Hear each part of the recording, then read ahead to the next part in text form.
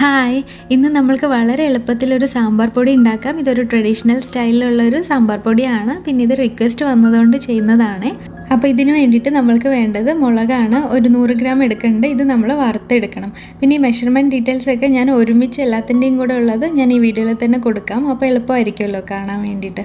അപ്പം അത് നമ്മൾ വറുത്തതിന് ശേഷം പിന്നെ മല്ലി വറുക്കുക. മല്ലിയും അതുപോലെ കളറൊക്കെ ഒന്ന് മാറി നല്ലൊരു മണം വരുമ്പോൾ നമ്മൾക്ക് ആ പ്ലേറ്റിലോട്ട് മാറ്റണം.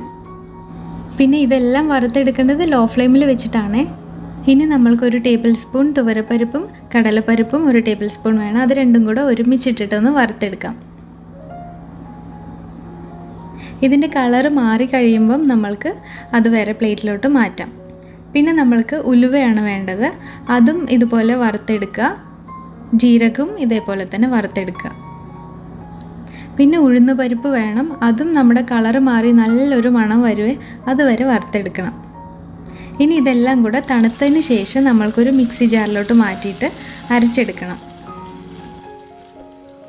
ഇതുവരെ സബ്സ്ക്രൈബ് ചെയ്യാത്തവരാണെങ്കിൽ ഒന്ന് സബ്സ്ക്രൈബും കൂടെ ചെയ്തേക്കണേ.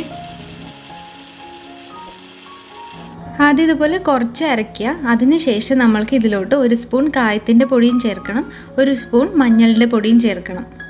അതിനുശേഷം വീണ്ടും ഒന്ന് അരച്ചെടുക്കാം. വീണ്ടും ഇനി നന്നായിട്ട് അരയ്ക്കണേ. അപ്പോൾ അത്രയേ ഉള്ളൂ, നമ്മുടെ സാമ്പാർ പൊടി റെഡി ആയിട്ടുണ്ട്. നല്ലൊരു മണമൊക്കെ വരുന്നുണ്ട്. ഇപ്പം ഇത് നമ്മുടെ സാമ്പാറിൽ ഇടുവാണെങ്കിൽ ശരിക്കും നല്ല ടേസ്റ്റി സാമ്പാർ നമുക്ക് കിട്ടും.